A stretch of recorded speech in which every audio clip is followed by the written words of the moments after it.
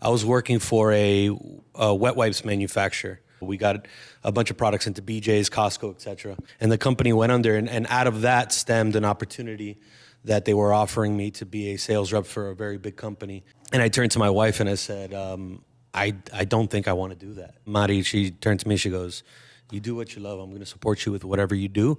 I need you to be happy and I need you to be fulfilled. And I did, and I turned around and I opened up a supplement company. And three years later, we went bankrupt.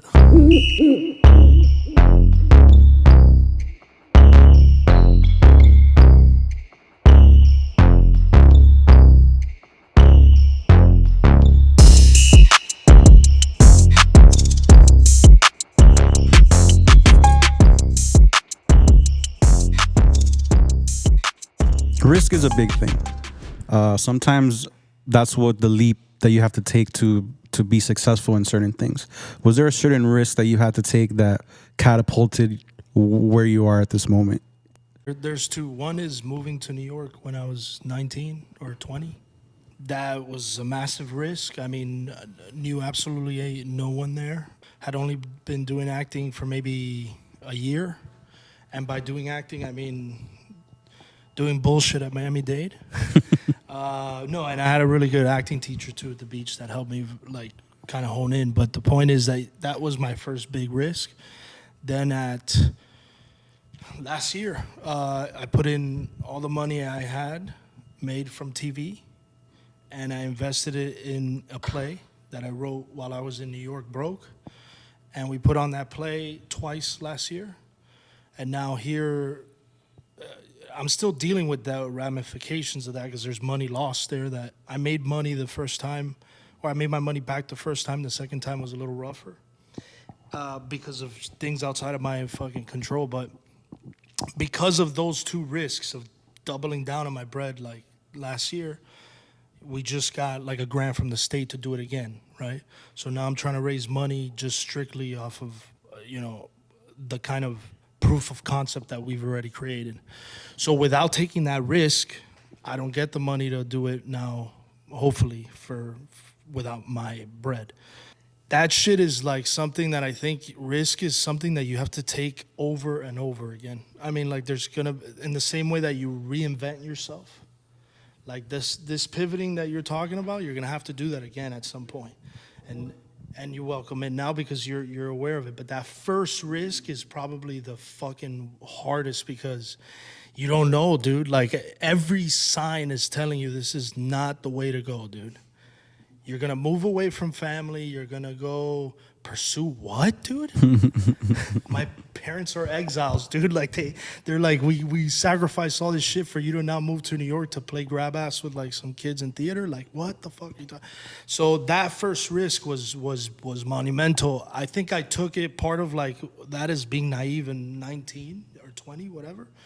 But then also I just had that shit in my heart. Like I had already had failures in my life that with baseball, let's say, for instance, like you think you're going to be a baseball player and it doesn't happen. So like the disillusion is out. And it's also like if I'm going to fail at something, I might as well fail at the thing that I want to do. Amen. And do it completely based off of how you want to do it. Like if Billy brings food here and we don't like it and he tried to make it for us, he's going to be like, fuck you guys. I tried to make that. But if he makes it because he likes it and I go, yo, I don't like this, he's going to go, fuck. It's like, all right, bro. I made it for me, right? So it's the same thing with risks. I think you got to take risks that mean something to you.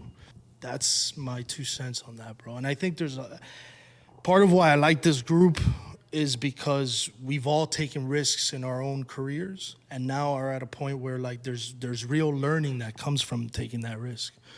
And yeah, if you want to. What about you, JC? No, yeah, and the pivoting part is so important. Like learning how to pivot, when to pivot, and being okay with fucking pivoting.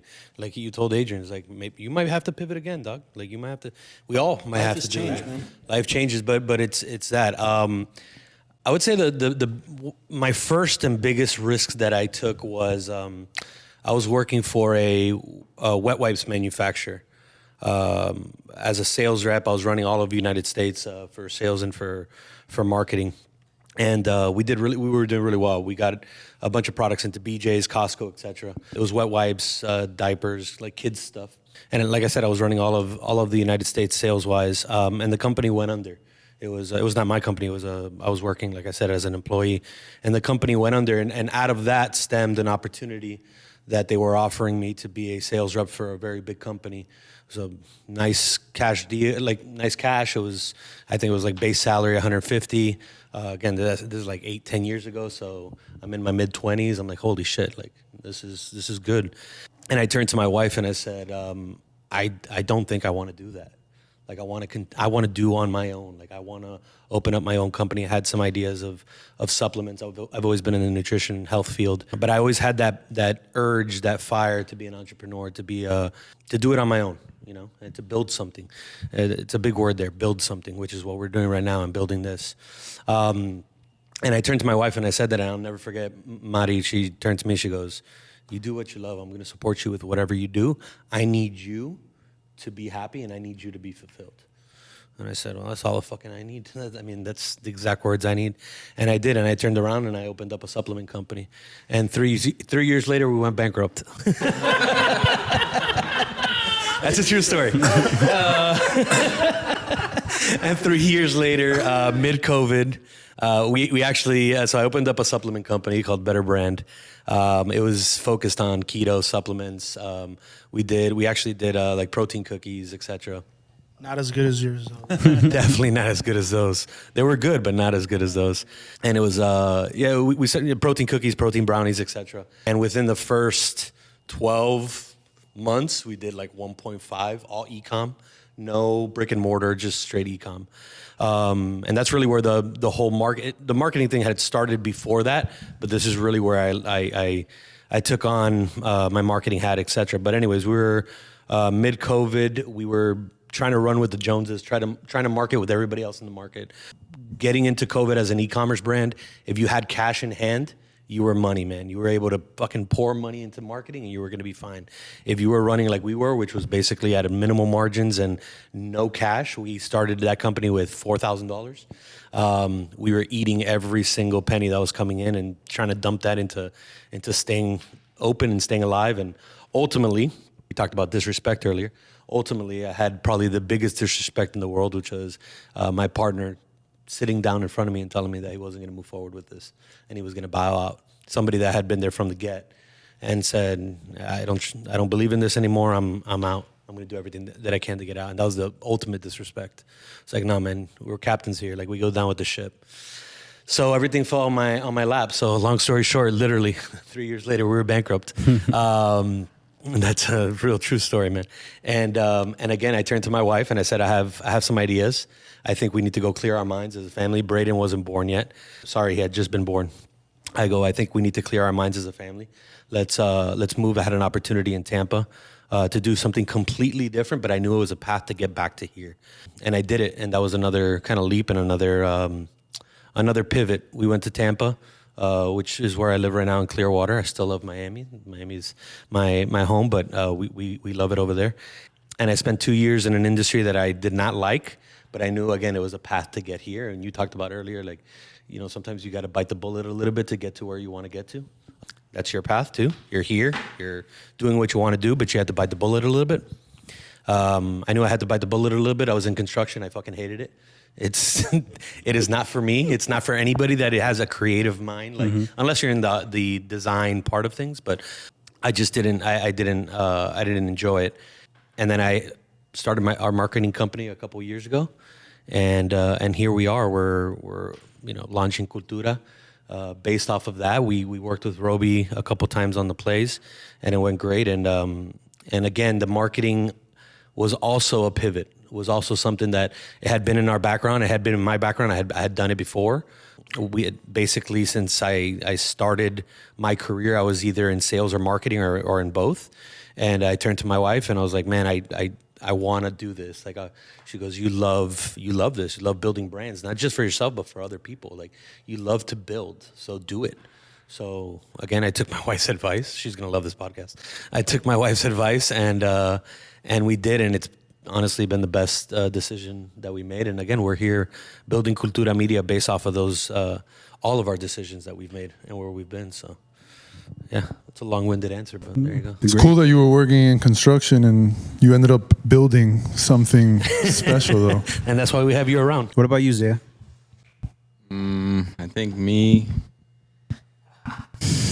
I think for sure. I mean, whenever you move across the country, anywhere, or not even across the country, just move out of your home. That's always a risk. So definitely, when I decided it was a good idea to move to Las Vegas to pursue this DJ nightlife dream, that was definitely my first big risk. But like Robby said, I think it was something that it seems like ridiculous and stupid and not a good idea. But once you're there and you're like living it, it's like something's just telling you like, oh, I'm doing it. This is what I'm supposed to be doing. But I think that risk was ultimately, it led me to kind of where I'm at now, where I had to figure out like, all right, I'm gonna chase this dream of kind of even similar to Adrian, where like, you're fucking working your ass off. You're pushing forward. You're seeing the growth. You're getting to these levels, but something's still not like feeling right. Something's not kicking. And then I had to there was a lot of factors living out there. And then, the longer I lived out there, the more Miami was calling my name back. But I think it's like I had to really sit down and be like, all right, what does the quote unquote picture of success look like in this world of nightlife and DJing? And I told, okay, I'll be a resident DJ in Las Vegas. I'll be playing at this club, this club, this club. I'll be traveling to these markets. I'll be blah, blah, blah, blah, blah, blah, blah, blah, blah. I painted the picture of what my life would look like and what I see people I look up to. And then I was like, that sounds terrible. I was like, what am I chasing? And then, I kind of, I got older and I kind of hit a wall too. And I was really in the nightlife, getting lost in the sauce. I know we always throw that term around, but you get lost in the sauce. And I was seeing the path I was going. I was just like, I want a family someday. I want this, I want that. I'm here thinking, I always joke with my wife, I was going to be George Clooney, 50 years old, just fucking chilling on my motorcycle with my tequila brand, chilling, single, no kids. But, you get older and you start to think of those things. And then that was kind of my first risk, then became my kind of second risk of all right, I'm going to move back. And then, I don't know what I'm going to do in what capacity. I'm still gonna DJ, but there's a lot more that I want to do in life. It's that I think that was the conflicting issue that I had, that I could be the most successful DJ, but then I'm just the most successful DJ, and that's not the world. I want to do so much more. I want to help people. I want to create things, and me personally, I can't do that in DJing. So then that was my second risk of all right, I'm making good money, we're DJing every week. Have consistent gigs back in Miami now, living at home. I built my brand up from being in Vegas and all that. But at a certain point, I'm gonna have to cut that cord. Maybe not all the way, but if I'm not gonna ever have enough bandwidth to do all these other things I want to do.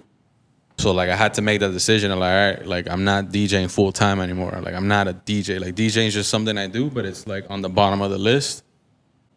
And I had to cut that cord. And thankfully, it was during COVID too, because that's what the hard stop that made me have to think about this. So there also wasn't much work, and now the only work I have, I'm kind of saying peace out to. But thankfully, because living in Vegas and because just all the other interests I had, I built these skills and interests throughout that time, graphic design and podcasting and media and branding and marketing and all this stuff I learned just being interested in. I was able to take that next risk of all right, I'm gonna pursue all these things and not just rely on DJing. And thankfully it worked, or it's working out now, and I have things that I'm excited about, and yeah, and I'm thankful that I met people that always push me in that direction, and my wife especially would always tell me Like you're so much more than a DJ. Like you're like using it as a crutch because like that's all you know and that's all you've like, you know, aspired. But like if you kind of open your eyes, you see like you could do this, you could do that. You're already doing this. You're just not, you know, investing in it. But imagine if you had more time and and you know, and then I met people that were able to help me along the way and that kind of share the same mindset. So risk is everything, bro. Shout out to your risk, wife. no magic. Yeah, for sure. Shout Sometimes out. you need that outside perspective because you can't you're see. zoned into like, Yeah, you can't I'm see. just a DJ. I can't do anything else. Even though I make my own flyers, I make my own videos. I do. It's like I forgot the saying, but like sometimes you can't see yourself in the third person, but they're looking at you from the outside, so they're able to be like, "Yo, you know, you're like doing all this, right?" Like, and I'm like, "Oh, but to you, it's just like I'm just doing that." Well, I called that zoom in and obsess, zoom out and Zoom observe. out. Exactly. Sometimes it's hard to observe when you're in the South.